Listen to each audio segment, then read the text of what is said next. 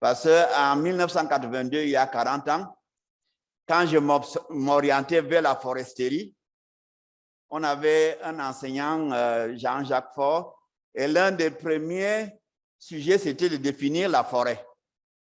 Si 40 ans après, je me trouve encore à définir la forêt, je me suis dit, il y a de quoi s'inquiéter. Est-ce que je tourne en rond? Mais par la suite, il y a eu une sorte d'avalanche des demandes, des appuis. Est-ce qu'on peut faire comme ceci pour définir la forêt? En fait, qu'est-ce qui pose problème? C'est que vous avez récemment suivi, par exemple, l'Union européenne qui a adopté des règlements en vue de lutter contre la déforestation importée. C'est-à-dire d'exclure du marché européen toutes les commodités tropicales qui auraient contribué à la déforestation dans leur pays d'origine. Certaines de ces commodités sont le cacao, pour notre zone, quoi, pour l'Afrique centrale. Par exemple, le bois, par exemple aussi l'huile de palme, les VA, pour ne citer que certains. Si ces commodités ont contribué à la déforestation dans leur pays d'origine, alors certains ne souhaitent pas que ces commodités entrent dans le commerce international. Or, nos pays ont des économies basées sur l'exportation des matières premières. Qu'est-ce qui va alors arriver à nos pays? Mais là, c'est une longue histoire, c'est ce que mes collègues aussi peut-être en ligne diront. Et ceux qui ont eu cette bonne idée se sont dit, OK, quelqu'un a dû leur demander, mais quand vous dites pas de déforestation, la déforestation, c'est quoi? Bon, ils ont commencé à réfléchir et donner des idées, et ils sont eux-mêmes butés à se demander, d'abord, la forêt, c'est quoi? Donc, c'est un peu là que nous sommes entrés en danse. Alors, nous allons essayer, au début de cette session, de clarifier ou bien de discuter de la signification de trois termes: forêt, déforestation et dégradation des forêts, tout étant basé sur la définition de la forêt.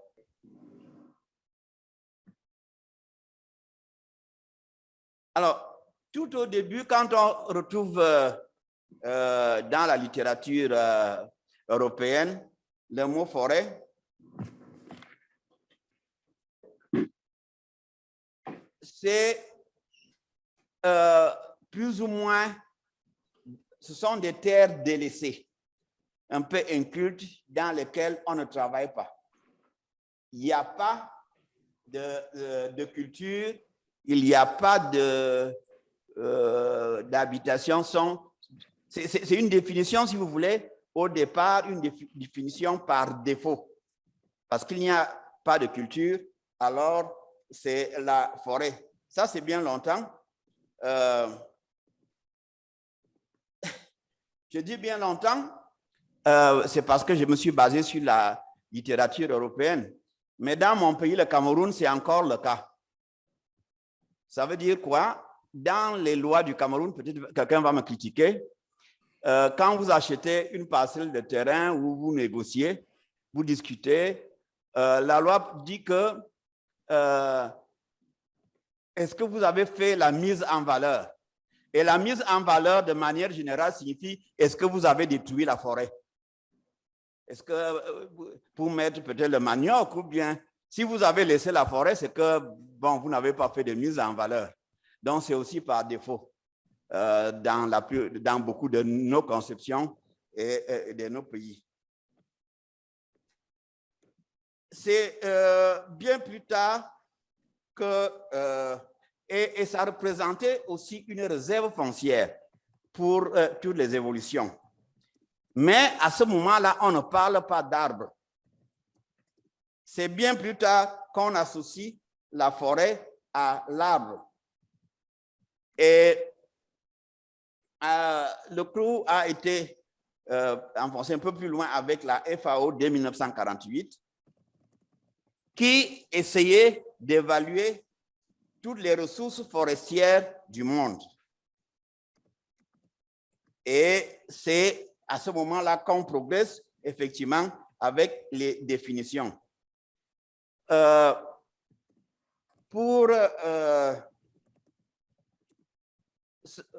Ici, en Afrique centrale, il y a eu quand même au niveau institutionnel une petite évolution. On considère toujours encore en partie les forêts comme des terres non utilisées, mais dans les années 70, il y a eu une évolution où on pensait que la forêt devait être l'un des piliers de l'industrialisation. On continue à le penser. Je pense que la BAD a un pilier là-dessus.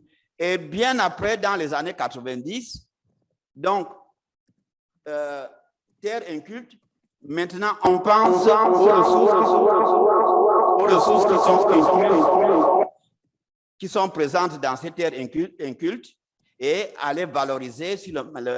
Et la pensée a encore plus évolué à partir des années 90 pour s'orienter vers les services forestiers, la régulation des cours d'eau, des climats, ainsi de suite. Donc,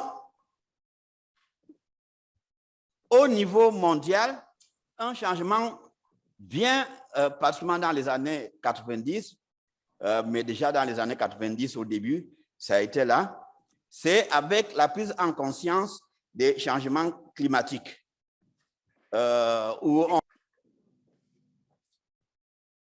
en fonction du couvert végétal, land cover comme disent d'autres, les anglo-saxons, c'est basé sur les espèces végétales présentes sur le terrain et leurs caractéristiques.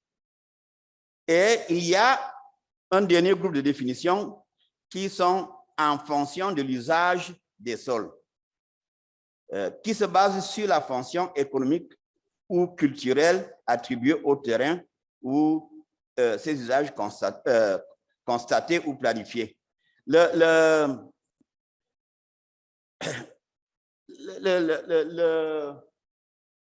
promoteur de ces derniers groupes de définition, un des promoteurs, c'est l'OIBT, avec son idée de créer le domaine forestier permanent. Ça veut dire, quand vous avez un domaine forestier permanent, c'est destiné à avoir des fonctions de forêt ad vitam aeternam. Et vous pouvez avoir de la forêt, mais dans un domaine forestier non permanent.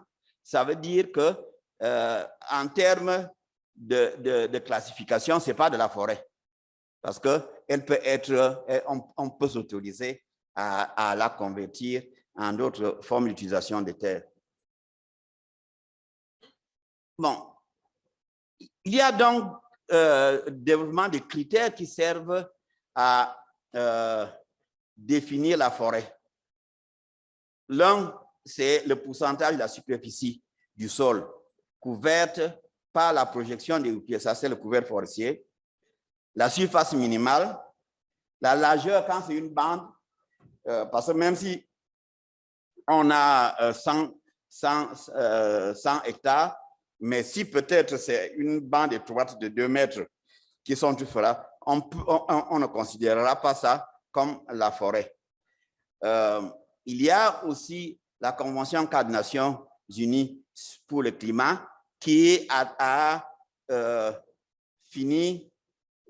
proposé aussi des valeurs liées à cela.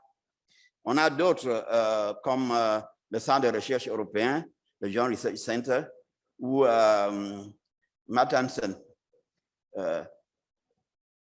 Et ça tourne toujours autour de ces variables qui peuvent changer. Il y a d'autres organisations qui ne définissent pas en tant que telle la forêt, mais participent à la définition des autres. L'important et qui amène l'aspect qui met en exergue l'accès politique, c'est que plusieurs conventions demandent aux pays de proposer leur propre définition de la forêt.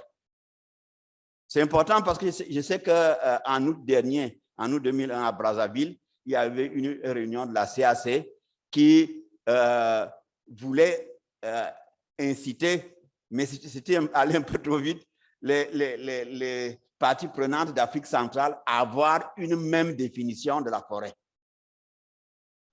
Bon, ça signifie aussi peut-être qu'on a une même politique forestière ou mieux, on a une même politique de développement, une même politique d'utilisation des terres, ce qui n'est peut-être pas le cas. Donc, il y a les pays dans différents accords essayent de définir la forêt selon leur avantage. On a 3 exemples là, mais surtout, c'est cet exemple qui, je vais revenir sur l'autre. Voilà, j'ai ici 5 pays d'Afrique centrale qui choisissent, par exemple, le Cameroun, pour le couvert forestier, a présenté une définition qui fait la limite à 10%. Et le Congo, la RDC et le Gabon à 30%. La Guinée équatoriale aussi à 10%. Tout ce qui est au-dessus de 10%, 10% c'est en fait aussi la limite de la FAO, je pense. Tout ce qui est au-dessus de 10% est forêt, ce qui est en dessous n'est pas forêt.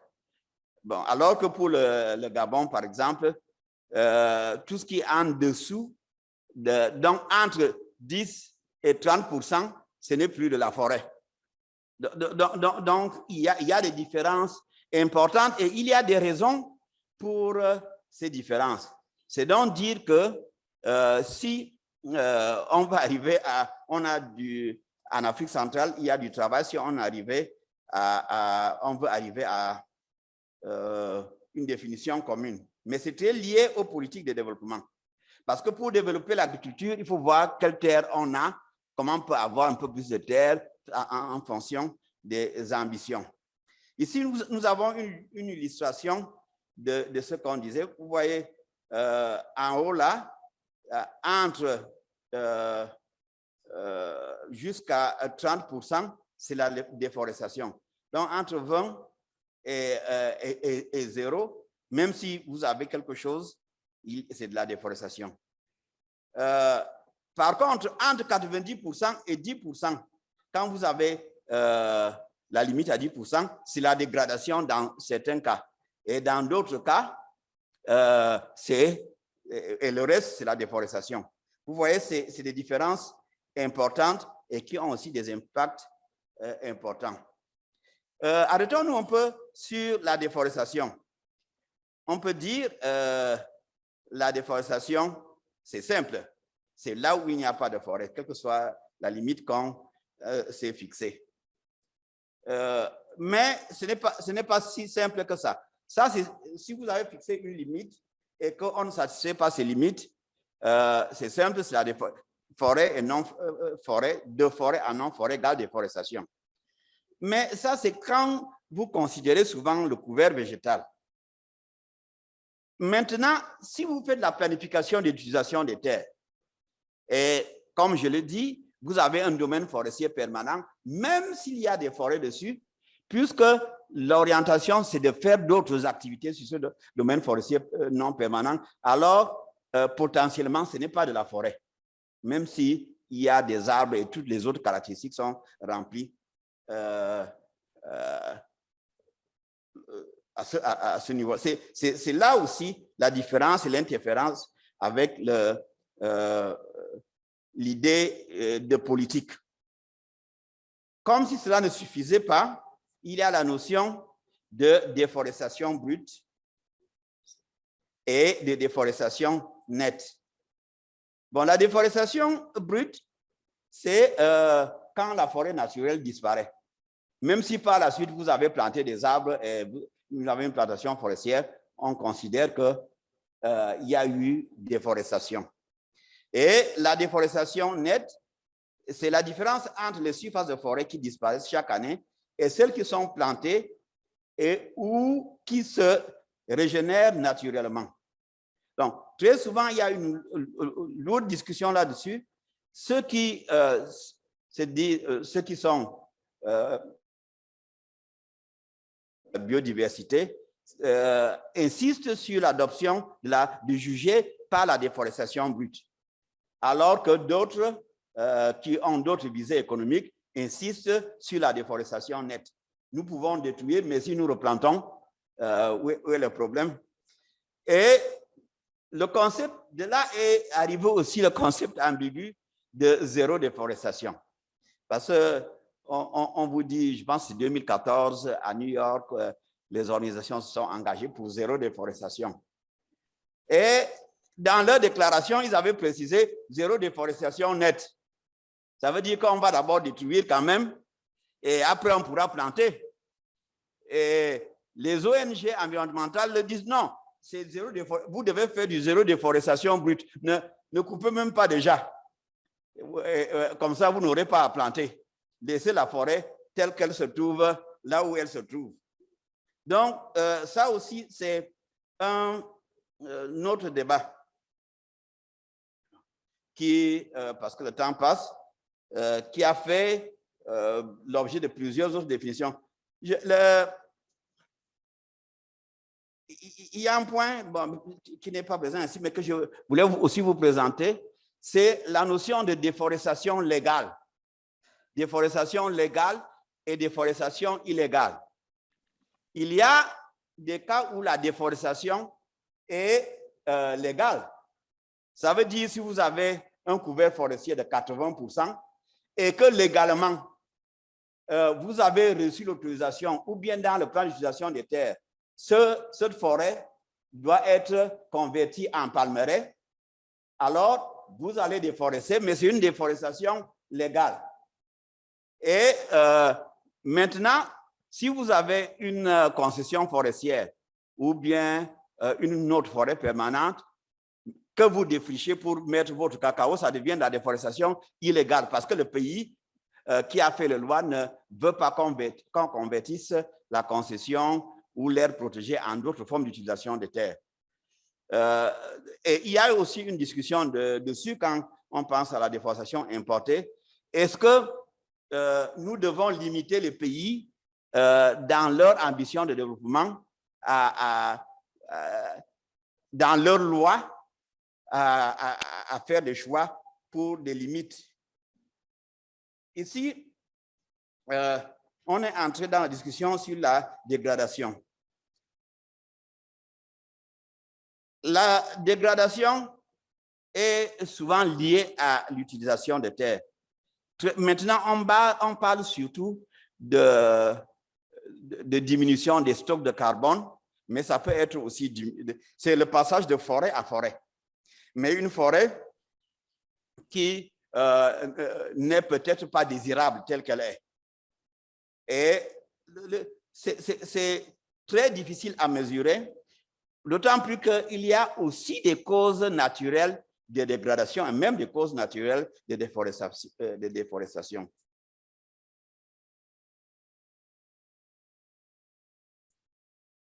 Le grand problème de la dégradation, c'est essayer de la caractériser. Est-ce que pour caractériser la dégradation, on va se baser principalement sur la diversité et la convention floristique? Vous savez, dans le bassin du Congo, souvent on tire un arbre par hectare ou deux par hectare dans l'exploitation forestière. Est-ce que les gens ils peuvent se dire qu'on a laissé une grande partie de la forêt de la place, sur place, donc peut-être on ne fait pas de dégradation. Alors que peut-être la biodiversité a subi un coup et le couvert est le même. Est-ce que c'est la baisse du couvert forestier ou de la biomasse, surtout avec les changements climatiques où mesure les stocks de carbone, la séquestration du carbone. Est-ce que c'est ça la base? Est-ce que la base, c'est plutôt les biens et services fournis par la forêt qui diminuent? Donc, c'est difficile à suivre, mais on préconise souvent une série chronologique et d'importants inventaires de terrain. C'est difficile à suivre parce qu'il y a une tendance actuellement qui veut que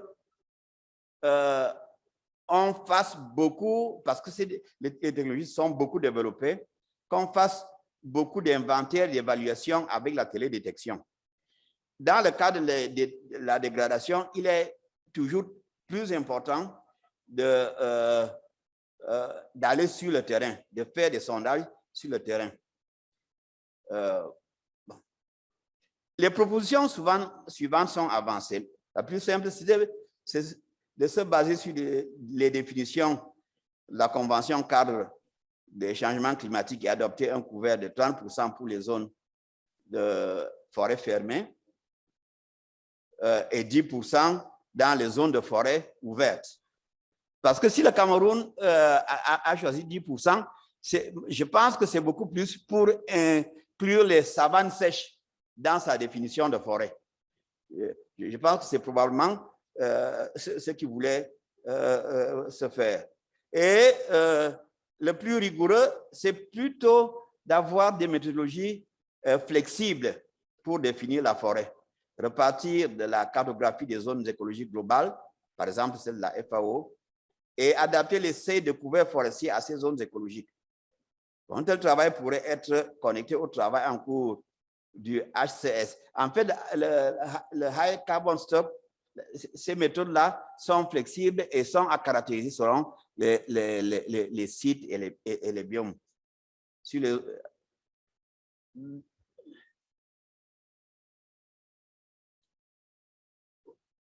Un autre problème pour l'Afrique centrale et pour la zone tropicale, c'est la liaison de ces définitions avec les spéculations agricoles. Par exemple, il y a le cacao qui pose pour notre sous-région un problème important parce que le cacao il y a le cacao sous ombrage dans certains pays au Congo, ici, au sud du Cameroun, on fait le cacao avec des ombrages allant jusqu'à 30%, quoi. Est-ce que quand on a introduit la forêt, si on a 20% d'ombrage et que le Cameroun a dit que c'est 10%, on a toujours de la forêt.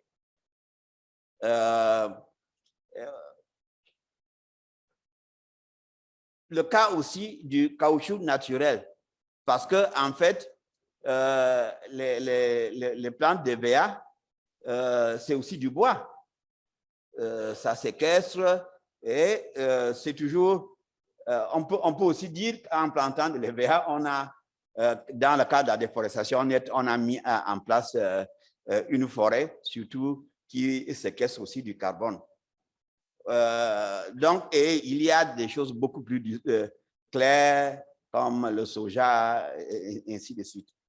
Donc, une autre difficulté, c'est ajouter, si on considère si on considère la filière agricole qui est impactée. Donc, sur ce, je vous dis merci pour votre si bien aimable attention. Merci. OK, merci Dr Eba pour cette présentation sur la définition des concepts de forêt et zéro déforestation. Je retiens que le concept de forêt est un concept qui a évolué dans le temps et qu'aujourd'hui, on ne peut pas réellement, qu'il n'existe pas une vraie définition des forêts au regard des différentes définitions qui existent déjà.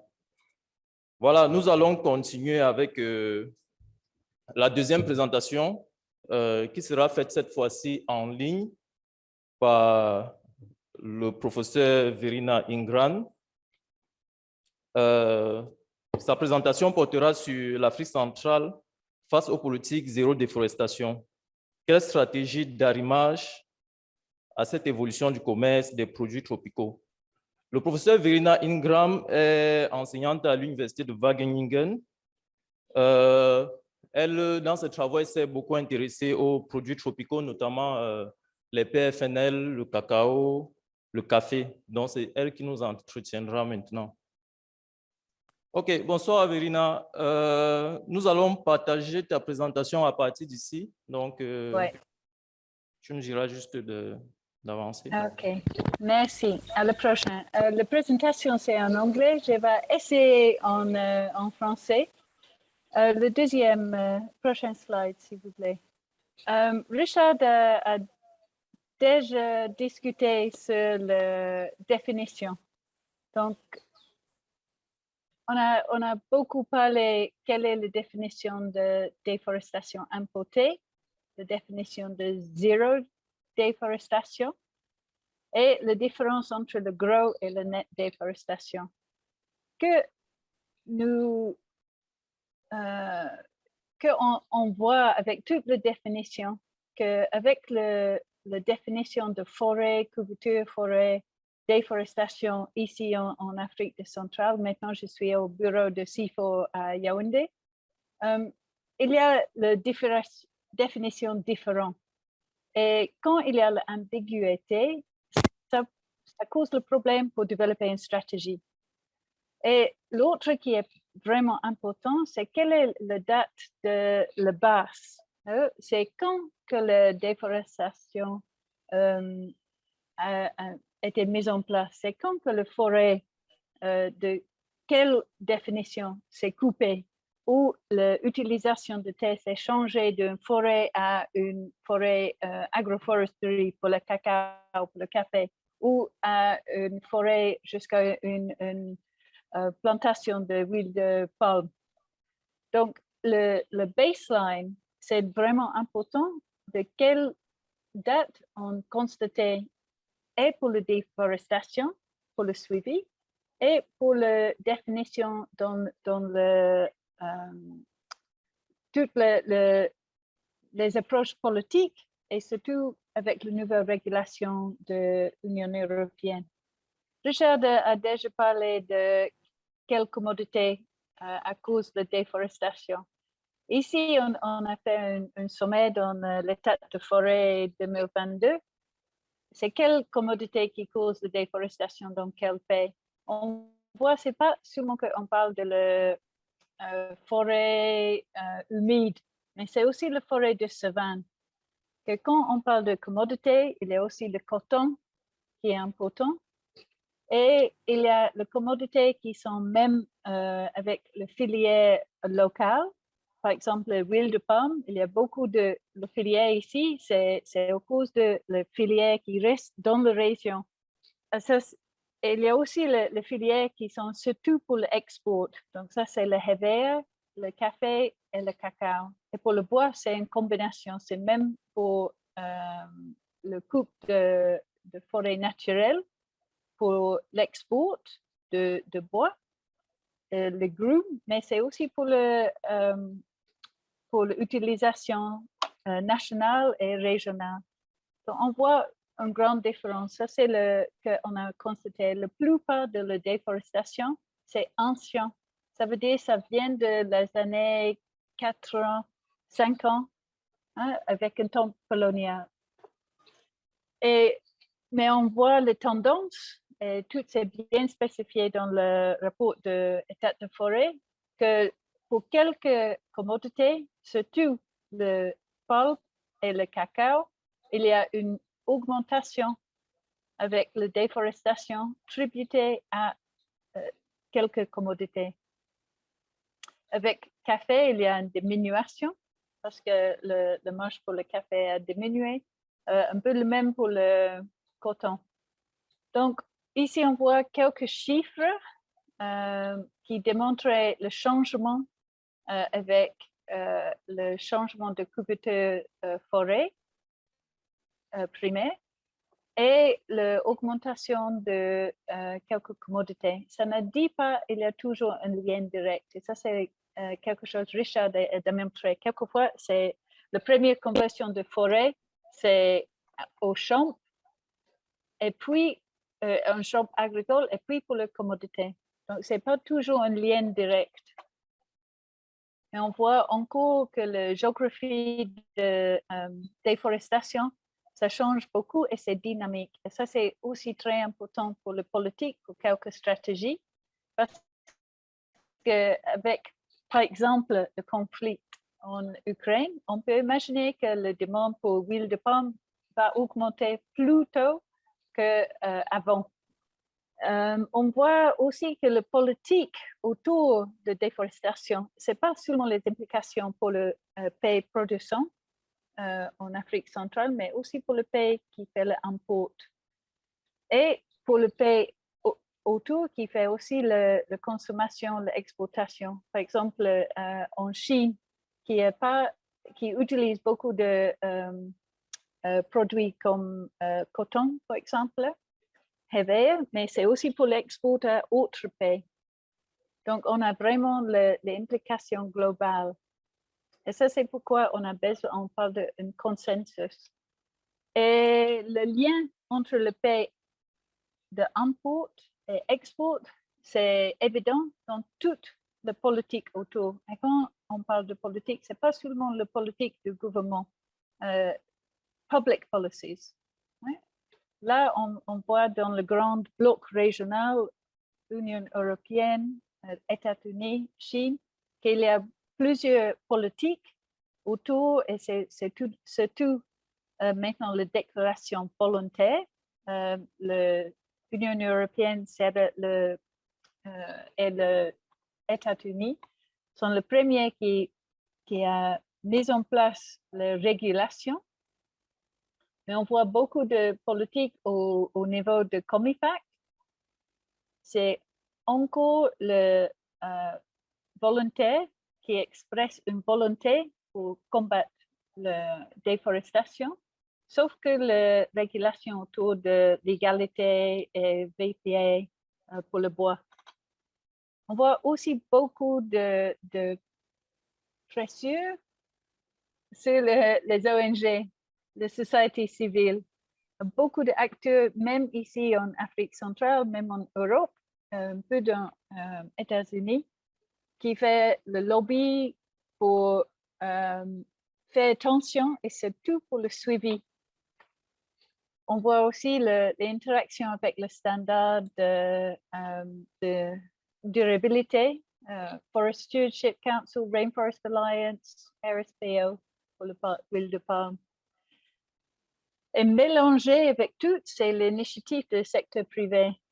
Donc, il y a plusieurs initiatives au niveau de les entreprises lui-même, mais aussi le groupement et la plateforme, par exemple, IDH, initiative de durabilité de commerce, par exemple, avec une initiative sur le cacao, par exemple, régional.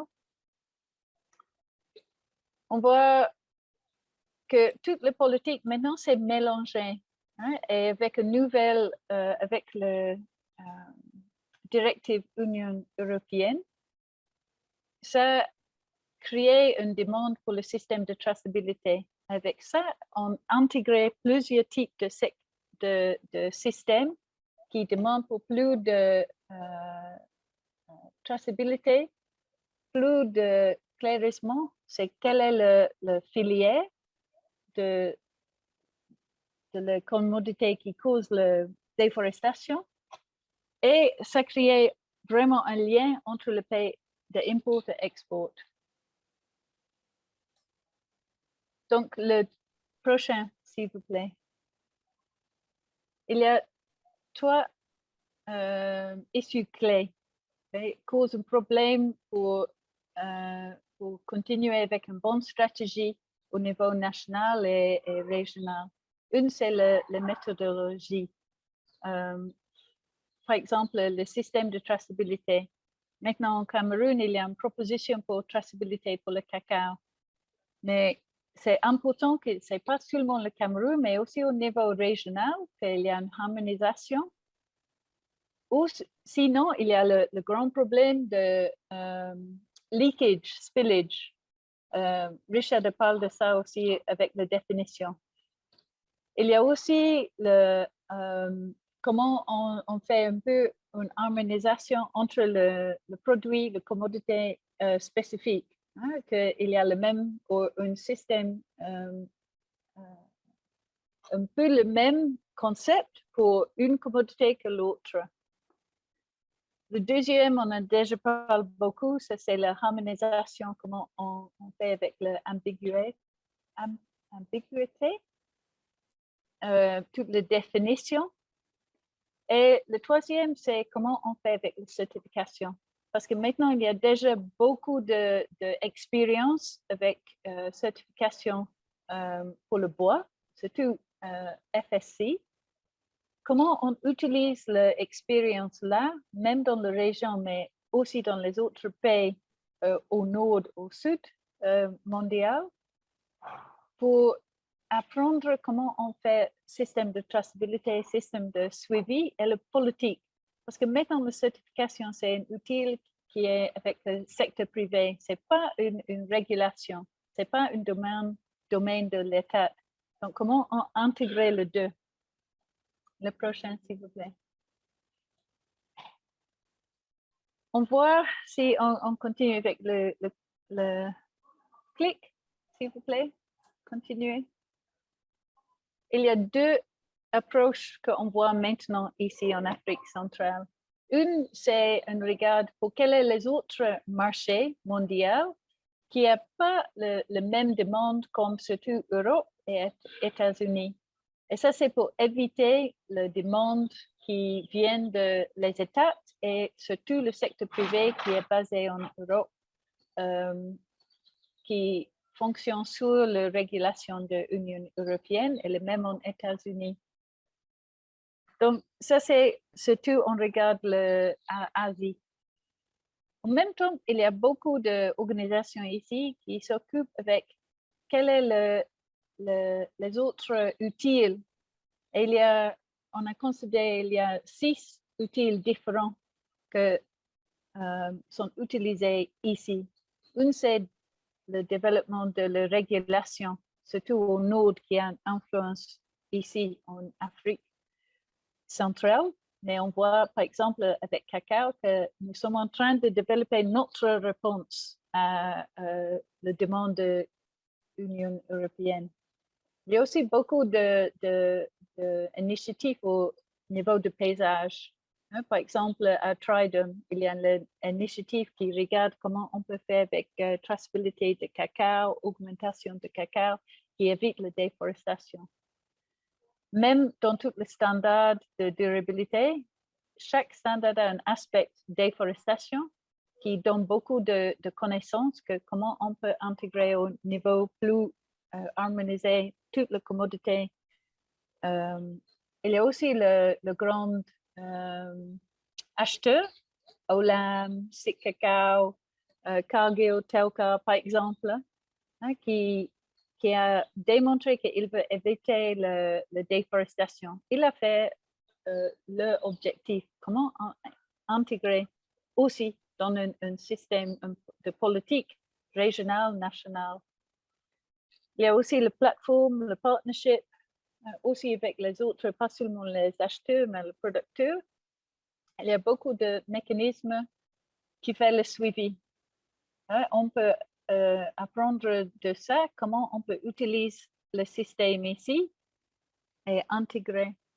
Et il y a plusieurs organisations, par exemple en Angleterre, le pledge de COP 25, qui a montré qu'il a l'argent pour appuyer une approche contre la déforestation. Le prochain, s'il vous plaît. Donc, quelle est la prochaine étape?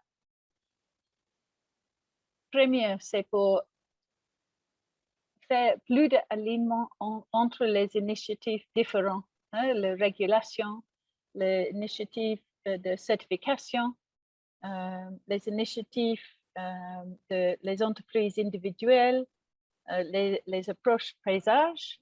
Quand vraiment on regarde quelle est la possibilité d'avoir plus de harmonisation, ça ne dit pas qu'il y a une seule approche, mais un alignment de toutes.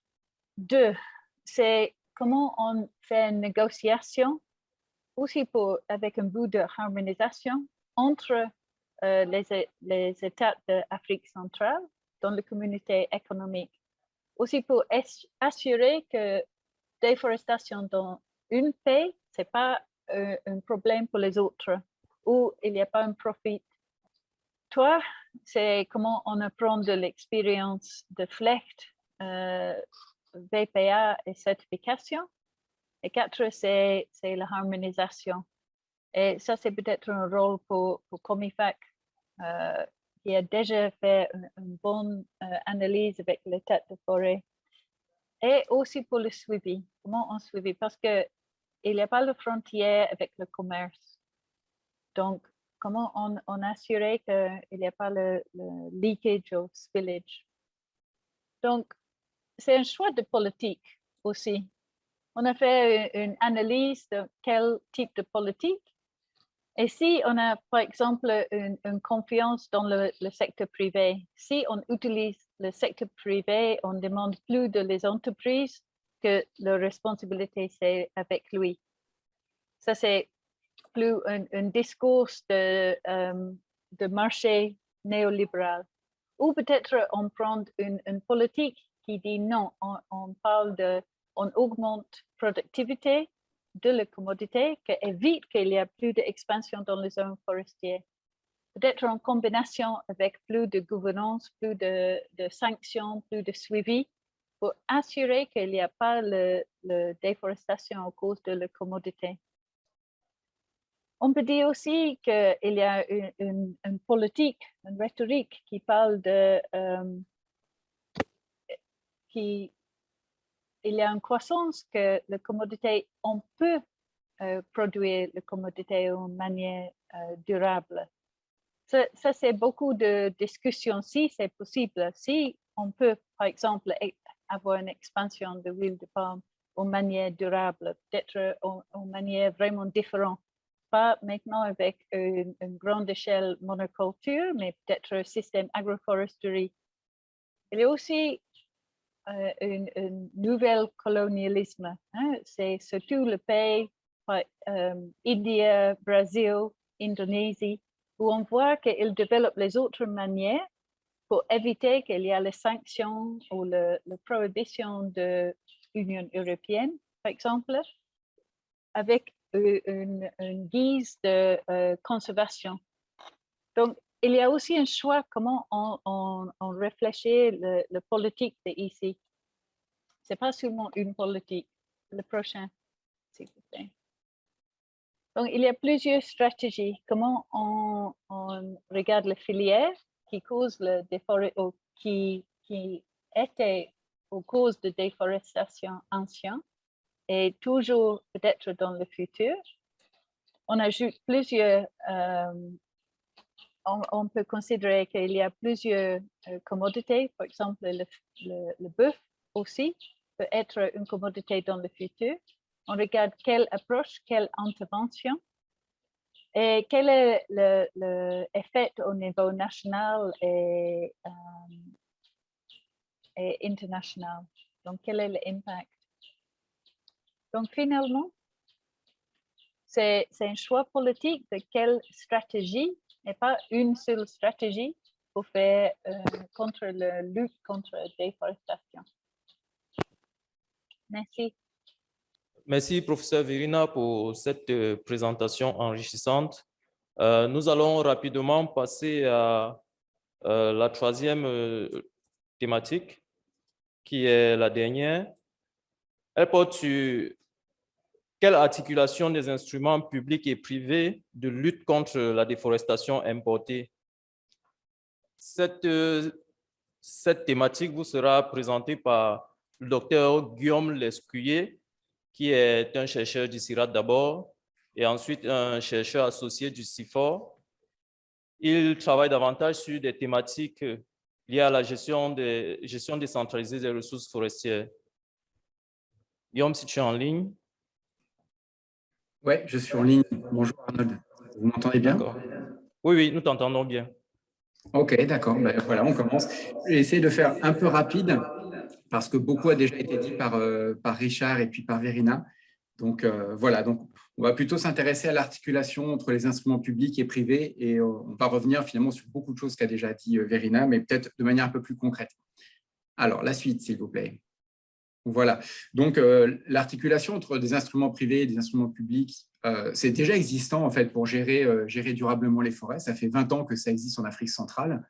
Pourquoi? Parce que d'abord, avec la série des plans d'ajustement structurel, etc., les États ont moins de moyens à disponibiliser pour être présents sur le terrain. Et donc, on a vu arriver des instruments privés qui se sont substitués en partie aux politiques publiques. On pense notamment aux certifications du bois qu'on connaît bien en Afrique centrale et quelques autres.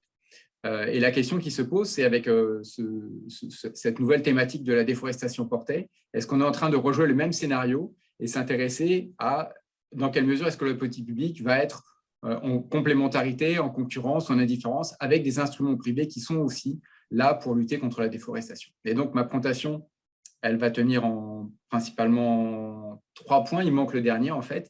C'est d'abord une petite introduction à ce que sont ces instruments de gestion, privés ou publics, dans les chaînes de valeur agricoles et forestières. Je vais essayer d'illustrer ça avec le secteur du bois dans la sous-région et le cacao au Cameroun. Et puis, on essaiera de tirer quelques leçons pour la déforestation importée. Voilà, alors, bon, ça, c'est un schéma qu'a présenté déjà Verena. C'est pour vous dire, voilà, quand on s'intéresse aux chaînes de valeur, aux filières, et qu'on veut les emmener sur une voie de durabilité, il y a tout un tas d'approches qui sont possibles. De la plus publique, c'est la colonne de gauche, avec la réglementation publique. On a une loi, une réglementation qui est appliquée. Et voilà, ça, c'est un instrument de gestion, bien sûr. Jusqu'aux plus privés, qui sont la colonne à l'extrême droite, les engagements volontaires. On a des firmes privées qui prennent des engagements peu contraignants, etc. Et vous voyez que, et donc, il y a un spectre, finalement, de mesures d'approches qui sont possibles et que ces approches, elles vont être mises en œuvre de manière variée en fonction des commodités en Afrique centrale. Donc, elles marchent bien quand c'est en vert, par exemple. Elles sont inexistantes quand c'est en rouge ou elles existent, mais elles ne sont pas très opérationnelles quand c'est en orange, par exemple. Voilà. Entre, bien sûr, ces différents moyens d'intervention, de gérer plus durablement la forêt ou de lutter contre la déforestation importée, il y a tout un tas de relations qui sont complexes. Là, c'est aussi un schéma que j'ai tiré d'un article d'une collègue du CIFOR qui montrait que dès qu'on s'intéresse à la gouvernance forestière, on va avoir des liens complexes entre le marché, la certification, les politiques publiques, les instruments globaux de gestion, etc. Donc, c'est des choses qui sont fortement complexes. Voilà, pour vous illustrer ça, je vous ai donné un petit schéma finalement de la gouvernance de l'huile de palme à l'échelle internationale qui combine à la fois sur la colonne de gauche tout ce qui est réglementation publique, state regulation, que ce soit à l'échelle nationale ou internationale. À droite, vous avez tout ce qui est privé et vous voyez une interaction, de multiples interactions extrêmement compliquées en ce qui concerne la régulation de l'huile de palme. Donc, c'est juste pour vous montrer que ça peut être très compliqué, c'est un peu pour faire peur, mais on peut faire plus simple si on s'y prend bien. Voilà, la suite. Voilà, alors une illustration avec le secteur du bois qu'on connaît très bien en Afrique centrale. Avec un petit historique que j'ai tiré d'une publication de Raphaël Changa, qui montre bien finalement en haut, dans la partie haut du graphique, tous les instruments privés, le FSC qu'on connaît bien, le SFI, tout ce qui est certification privée, et puis de l'autre côté, les différentes approches des États à l'échelle nationale ou internationale. Et on voit bien que ces instruments, privés en haut, publics en bas, ils ont avancé finalement en parallèle ou en interaction depuis 20-25 ans, voire presque 30 même dans le monde entier, au moins pour le secteur du bois. Il faut cliquer encore 2 ou 3 fois là. On a fait une publication il y a 1 an ou 2 sur quel a été l'impact de la norme FSC, donc Forest Management, certification durable, sur la politique publique. Et on se rend compte que ces interactions, elles sont assez différentes en fonction finalement du type d'indicateurs de gouvernance qu'on prend en compte. Est-ce qu'on peut cliquer parce que c'est en animation là. Il faut cliquer, voilà, 2 fois encore, s'il vous plaît. Encore une fois, voilà. Alors là, je ne vais pas entrer dans le détail, on a un papier pour ça, vous pourrez les lire si vous êtes intéressé. Mais on voit bien que la certification, finalement, dès qu'on parle d'allocation des concessions forestières, elle était très peu significative, très peu influente. C'est la première ligne du tableau. La qualité des plans d'aménagement, en partie, mais pas forcément beaucoup, etc. Bref, il y a eu des avancées importantes et la certification, elle a surtout été influente. Quand il s'agit de participation des stakeholders, donc ça a été vraiment quelque chose qui a été nouveau et qui a influencé la politique publique. Également sur tout ce qui était l'identification ou le management des zones protégées à l'intérieur des concessions ou la traçabilité du bois. On voit bien qu'il y a à la fois une évolution importante de la gouvernance, quand c'est significant, qu'il y a une évolution significative, et la colonne qui est après indique la contribution, l'influence du FSC à cette évolution, et quand on voit qu'il y a plus, c'est que les acteurs ont estimé qu'il y avait une forte influence de la certification sur ce type de gouvernance. La suite. Voilà, alors c'est ce que je disais, on voit que de manière générale, la certification a un impact modéré sur la gouvernance des concessions forestières, mais ça va finalement dépendre de ce qu'on considère. Quand on regarde les HCV et le CLIP, qui ont été des mesures, alors surtout le HVC qui a été apporté par la certification et le CLIP qui a été largement appuyé par la certification, on voit bien qu'il y a eu une mesure, une influence qui était assez intéressante. Par contre, la certification ne touche pas l'attribution des concessions, quasiment rien à dire, la corruption très peu, et elle ne mentionne pas tout ce qui était transparence de l'information ou redevabilité par exemple. Donc on voit bien que cette interaction entre un outil public comme la certification et la politique publique, ce n'est pas homogène. Sur certains critères, ça marche, voire ça marche très bien, et puis sur d'autres, ça ne marche pas du tout. Donc il faut chercher cette complémentarité entre les deux. Voilà, le secteur du cacao, on va se rendre compte qu'il y a une évolution assez proche finalement. Le secteur du cacao au Cameroun, il y a une dérégulation importante depuis le milieu des années 90, avec là encore les plans d'ajustement structurel, qui fait qui a entraîné une réorganisation forte de la filière. D'abord, il y a eu un doublement de la production, mais une baisse de la qualité des fèves. Il y a de moins en moins de coopératives qui vendent aujourd'hui du cacao et qui sont concurrencées par des acheteurs informels qui, eux, ont proliféré. Les services publics ont beaucoup moins de moyens et sont finalement maintenant peu présents pour soutenir les petits producteurs. Et on a aussi un marché qui est au Cameroun dominé par deux multinationales, voilà, Telcar et Olam, pour ne pas les nommer, mais comme Verena les a déjà nommés, j'en profite, qui sont finalement les deux principaux acheteurs de cacao au Cameroun, voilà, très dominants. Et ce qu'on voit aussi, c'est que ces deux multinationales, elles sont aujourd'hui complètement engagées dans la certification. C'est Rainforest Alliance UTZ, qui s'est mise en œuvre par les formes nationales, et elles ont pris un certain nombre d'engagements, notamment de faire la traçabilité et de s'engager quelque part à aller lutter contre la déforestation liée à leurs fournisseurs. Donc, voilà, une transformation assez importante depuis quelques années. Voilà, bon, c'était juste pour vous donner un petit schéma de la chaîne de valeur du cacao au Cameroun. Ce qui est intéressant, c'est qu'on voit que les exportations de fèves certifiées, donc en haut à droite, l'avant-dernière colonne, on est à peu près autour de 55 000 tonnes, en tout cas c'était en 2019-2020, qui représente aujourd'hui à peu près 25% de la production nationale, alors qu'il y a une dizaine d'années, on était plutôt à 2-3%, donc une explosion finalement des fèves de cacao certifiées au Cameroun, et ça c'était avant l'engagement d'Olam. Donc j'imagine qu'aujourd'hui on est encore bien au-delà de ça, au-delà des 25%. Voilà, la suite s'il vous plaît. Voilà, donc c'est ce que je disais, c'est qu'aujourd'hui, la certification au cacao, ça touche 90 000 petits producteurs sur 200, 250 000, 300 000, mais enfin, pour une bonne partie des petits producteurs. On a analysé la corrélation entre le fait d'être certifié et le niveau de revenu. La corrélation est positive. Et ce qu'on a aussi constaté, c'est que la certification, c'est aujourd'hui le principal mécanisme de soutien aux petits producteurs de cacao au Cameroun. Et on ne peut plus considérer la certification comme une simple approche complémentaire à l'action publique.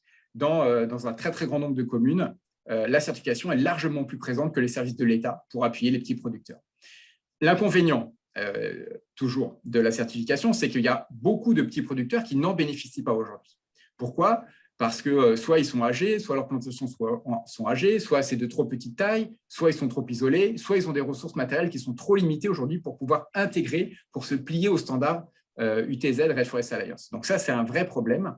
Le deuxième problème, c'est qu'on a la prime de cacao qui est associée à la certification FSC, je parle de la prime privée en l'occurrence, est aujourd'hui trop faible pour convaincre ces petits producteurs d'améliorer leur système de gestion et d'aller vers la certification. Donc on a vraiment un système à deux vitesses qui se met en place sur le cacao, comme on peut le voir sur le bois et sur l'huile de palme également, j'imagine. Voilà, et donc il va falloir réfléchir sur des formes d'hybridation entre la gouvernance publique et la gouvernance privée pour le bois et le cacao. C'est la même question finalement pour ces secteurs-là. On pourrait dire la même chose pour les verres, on pourrait dire la même chose pour l'huile de palme, probablement le café et le coton. C'est que la donnée de base, c'est que la certification, elle présente un avantage important pour les exploitants qui sont intégrés parce qu'elle offre un prix d'achat plus élevé et surtout, il y a un appui technique en termes de formation, d'équipement et d'intrants qui fait une grande différence pour les petits producteurs. Aujourd'hui, les engagements légalité, durabilité, zéro déforestation, ils ne peuvent être respectés sans une forte implication du secteur privé. On le voit bien au Cameroun, ça va passer quelque part par une forme de certification et un engagement du secteur privé parce que l'État n'est plus suffisamment présent pour le faire à lui tout seul. Mais la certification présente encore des lacunes importantes. En termes de traçabilité, on ne remonte pas jusqu'à la parcelle aujourd'hui de manière très, très rare au Cameroun. On reste sur du mass balance, je ne rentrerai pas dans le détail. Et surtout, la certification crée un système de production à 2 vitesses dans lequel on va avoir une élite, alors plus ou moins importante, qui va vers la certification, qui a tous les avantages de la certification, mais on a aussi une grosse partie des producteurs, que ce soit sur le bois ou sur le cacao, qui n'ont pas les moyens d'aller jusqu'à là aujourd'hui. Donc, on a un système de production à 2 vitesses. Et alors, la certification, c'est à la fois les avantages et les inconvénients, et on voit bien que ça crée du coup des interactions variées avec les autorités publiques qui vont parfois avoir, alors il manque le bout de ma diapo, donc certains instruments privés sont reconnus par les autorités publiques, on pense à la norme FSC ou de certification par les autorités gabonaises par exemple, voilà. Mais il y a aussi un certain nombre de critères de la certification qui ne sont tout simplement pas repris en compte parce qu'elle laisse trop de personnes sur le côté et une autorité publique ne peut pas laisser sur le bord du chemin la moitié, les 2/3 de ces petits producteurs. La suivante, s'il vous plaît. Et j'ai presque fini, je crois. Alors, quelles leçons on peut tirer de ça pour le débat qu'on a depuis 1 an ou 2 sur la déforestation portée? Eh ben, la déforestation portée, la zéro déforestation, va soulever le même genre de questions. Il va falloir qu'on réfléchisse à des articulations entre instruments publics et instruments privés. Et notamment, cette articulation, elle est prévue dans le règlement européen sur la déforestation portée dont parlait tout à l'heure Verina et Richard également. Mais cette articulation, elle va se faire sous 2 contraintes.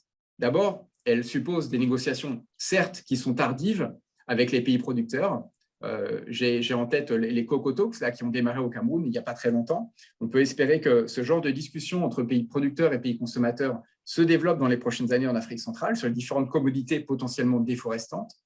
Et puis, ce qu'il faut avoir en tête, c'est qu'aujourd'hui, les standards de certification, tels qu'on les connaît, ne répondent qu'imparfaitement à l'objectif zéro déforestation. La diapo suivante, s'il vous plaît. On a fait un travail d'étude un peu de tous ces standards, des principaux standards, on va dire, de durabilité, et on s'est rendu compte qu'elles présentent alors, on a passé en revue un certain nombre de critères qui sont mentionnés dans le document de stratégie nationale de lutte contre la déforestation importée, qui a établi la France en 2018. Mais ce qui nous intéresse, c'est les colonnes à peu près du milieu, sur les critères environnementaux et sur la dégradation forestière et la définition de la forêt. On se rend compte, alors vous voyez bien dans ce tableau-là, quand la cellule est rouge, c'est qu'il n'y a tout simplement pas de critères mentionnés. Quand elle est orange, c'est que le critère est mentionné mais mal formulé. Quand elle est vert clair, le critère est mentionné mais rarement bien appliqué sur le terrain. Et quand elle est vert foncé, c'est que le critère est bien déterminé dans le standard et bien appliqué sur le terrain. Et qu'est-ce qu'on voit finalement sur les 2 premières colonnes, définition de la forêt et dégradation forestière? C'est qu'on a encore beaucoup de orange. La dégradation forestière est très mal prise en compte par tous les standards et même la définition des forêts, on retombe sur les définitions dont parlait Richard au début, et définir une forêt et de voir ce qu'est une forêt, ce qui n'est pas une forêt, qu'on soit au Gabon ou qu'on soit au Rwanda ou au sud de la RDC, ça va être extrêmement problématique. Et aujourd'hui, les standards ne savent pas encore comment gérer cela. Donc, ça veut dire que s'appuyer sur un standard de durabilité ne signifie pas aujourd'hui être zéro déforestation, voire encore moins être zéro dégradation forestière. Voilà, et donc quel va être le résultat probable de toutes ces négociations, de tous ces enjeux? C'est qu'on va sans doute avoir des formes nouvelles de régulation publique, privée, des filières écoles et des filières forestières extraverties, mais ces articulations, elles vont dépendre de plusieurs choses. Elles vont dépendre du cadre légal et de sa mise en œuvre. Si on a un cadre légal qui est très bon et qui est très mis en œuvre, il n'y a pas de raison qu'il y ait beaucoup de régulation publique. C'est malheureusement rarement le cas en Afrique centrale. Elle va dépendre des stratégies des firmes impliquées. Vous avez des firmes internationales, régionales, sous-nationales, en fonction de là où elles exportent, on ne va pas avoir les mêmes comportements des firmes.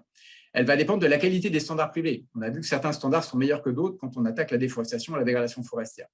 Et elle va aussi dépendre du rapport de force commercial avec les marchés des pays occidentaux.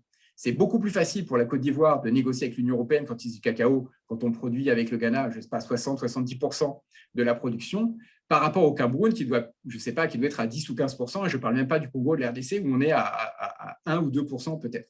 Donc évidemment, le rapport de force de la négociation va dépendre du poids de la filière dans le pays vers l'Union européenne.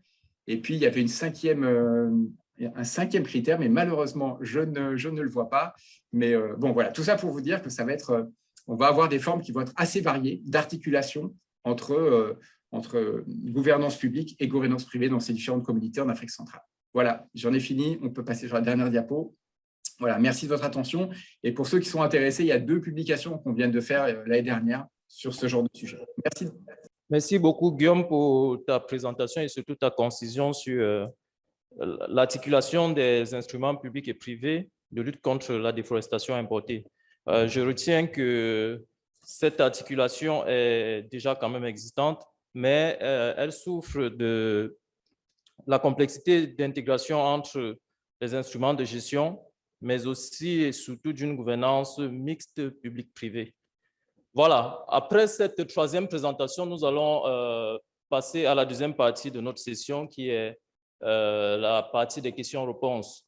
Vu les contraintes de temps, je vais prendre uniquement 2 questions. Alors, vous levez la main, vous vous présentez et vous indiquez à qui votre question s'adresse, puis vous donnez rapidement votre question sans trop de développement. Merci. Merci de la parole et merci aux présentateurs pour l'échange assez fructueux. Je pose ma question à Guillaume. Nous avons suivi zéro déforestation, zéro dégradation. La question est comment concrètement ces articulations vont aider nos pays au renforcement de la conformité aux lois sectorielles et leurs applications. Bon, ma question, étant donné qu'elle porte sur la déforestation, donc elle s'adresse à tous les 3. Alors, ici réunis, je pense que c'est quand même les experts dans le domaine de la forêt et les décideurs politiques. J'interviens pour un cri de cœur pour la forêt du Mayombe. Le massif du Mayombe est en destruction à une vitesse accélérée depuis la mise en circulation de la route Pointe-Noire-Brazzaville. Alors, qu'attendons-nous pour mettre en place? Donc, ça revient autour des politiques, on tourne autour des politiques à élaborer pour freiner la déforestation du Mayombe parce qu'elle se converge droit vers les forêts de la Côte d'Ivoire. On va se retrouver avec des vastes étendues d'ananas, de palmeraies, ainsi de suite. Rien n'est fait, bientôt 10 ans, sinon un peu plus de 10 ans que le Mayombe est ouvert. À chaque 5 km dans le Mayombe, on rencontre un campement, des installations anarchiques, des familles. Qui est fort, qui fait la loi dans le Mayombe, chacun s'installe, il coupe le bois comme il veut. Et pire, il y a des aires protégées, la forêt traverse les aires protégées. Il y a des exploitants miniers qui ravagent dans le Mayombe, alors qu'à Punga, on a une aire protégée, ainsi de suite. C'est même pour voir plus loin, pourquoi il faut le dire, parce qu'on ouvre la route Congo, Cameroun, ainsi de suite. Mais elle traverse quoi? Elle traverse CIB, où il y a des aires protégées, où les usagers de la route se permettent déjà de jeter tous les objets plastiques jusqu'à un fond d'eau. Les animaux en prennent le coup et ça va se converger petit à petit vers ce que l'on rencontrerait, ce qu'on ne souhaiterait pas rencontrer. Donc, c'était ma préoccupation sur cette histoire de déforestation. Merci. OK, merci. Peut-être je vais passer d'abord la parole au docteur Eba pour répondre à cette question avant de revenir à Guillaume pour la première question. En fait, je ne sais pas si c'est une question ou alors c'est un cri d'alarme pour sauver le Mayombe. Parce que dans le cadre de cette session, on a parlé des réglementations du marché, des instruments basés sur le marché. Donc, que ce soit la certification ou même les réglementations de l'Union européenne, par exemple, est-ce que les produits qui sont installés dans le Mayombe dont vous parlez sont destinés au commerce international? Parce que le professeur Verina vous a dit tout à l'heure, une des voies pour faire face à la lutte contre la déforestation importée, c'est la diversification des marchés. Et une partie de la diversification, c'est s'adresser aux marchés locaux. Si on fait des ananas au Mayombe et qu'à Brazzaville, on a besoin d'ananas sans les exporter. Peut-être ce qu'on discutait ce soir sur lutte contre la déforestation importée n'est pas, parce qu'il faut de l'export-import, n'est pas très pertinent. Bon, maintenant, il vous faut aussi voir, est-ce que vous estimez que c'est la déforestation illégale? Dans ce cas, parce que ce n'est pas seulement parce qu'on fait les ananas ou bien parce qu'on fait des routes. On peut faire une route qui est planifiée et déforestée de manière légale. Donc, si c'est des déforestations illégales qui sont contre la loi, donc l'interpellation va aux États concernés. Mais une fois de plus,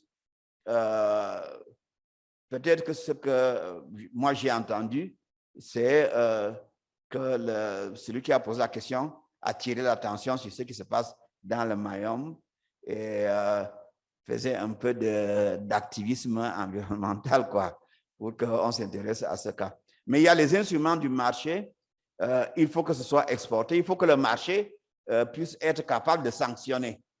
Et la volonté de sanctionner de manière réglementaire ou sur la base de la sensibilité du consommateur. Et de quel marché s'agit-il pour vos produits? C'est ça. Merci, Dr. Eba, pour votre intervention. Je vais rapidement passer à Guillaume pour la question qui lui a été adressée. OK, merci. Je ne sais pas qui l'a posée, mais la question est très bonne, absolument pertinente. Selon moi, il y a 3 choses possibles. Dans quelle mesure est-ce que tout ce débat, ces nouveaux instruments qui arrivent vont améliorer, en gros, la mise en œuvre de la réglementation publique? D'abord, ça va permettre de revoir certaines d'entre elles qui sont un peu dépassées par les enjeux environnementaux, sociaux, etc. Donc, ça permet peut-être de revoir de la réglementation. Alors, loi, en espérant que ça ne mette pas 10 ou 15 ans, mais que ça aille un peu plus vite, parce que le marché est demandeur et si la loi ne s'adapte pas, le pays sera perdant au total.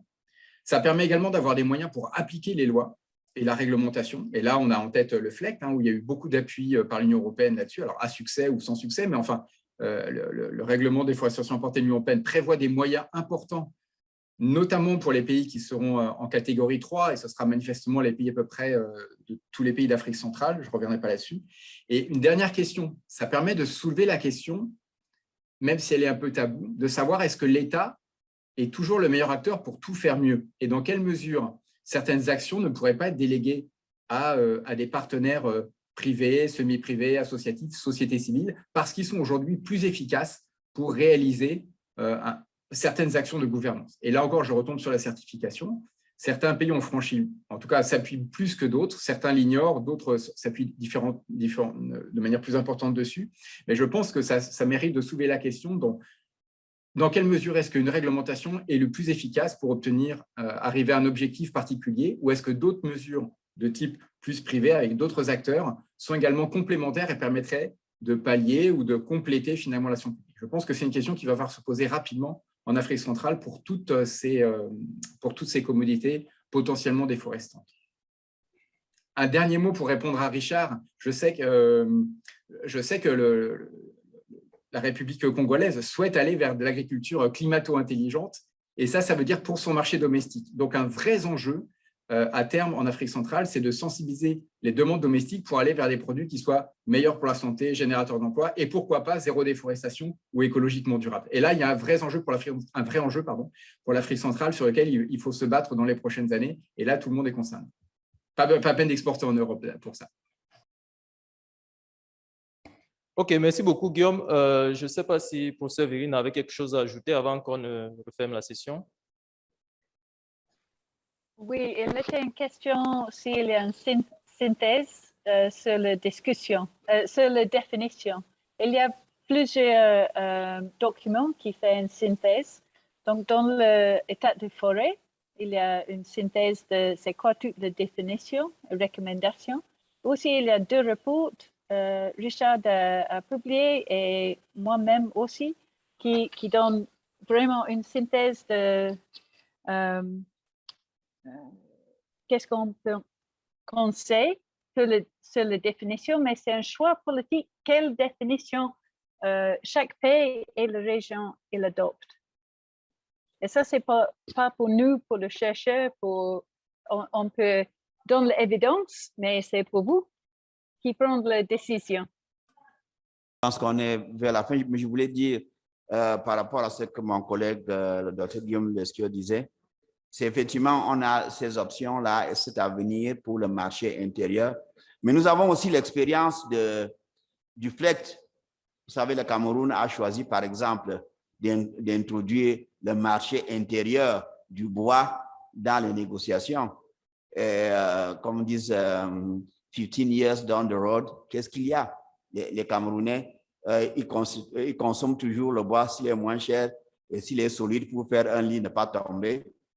Les considérations environnementales. Donc, il faut beaucoup d'éducation aussi au niveau du marché. Autrement, quand à Brazzaville, on aura besoin d'acheter des ananas, peut-être l'environnement sera après. OK, merci, Dr Eba. En complément, je voudrais ajouter qu'il y a eu un blog qui a été publié sur Forest News qui porte sur la définition de la forêt. Le lien pourra vous être partagé plus tard. Parvenu à la fin de cette session, permettez-moi de remercier tous nos experts qui ont participé, qui ont fait des présentations et vous remercier également pour votre attention. Merci beaucoup.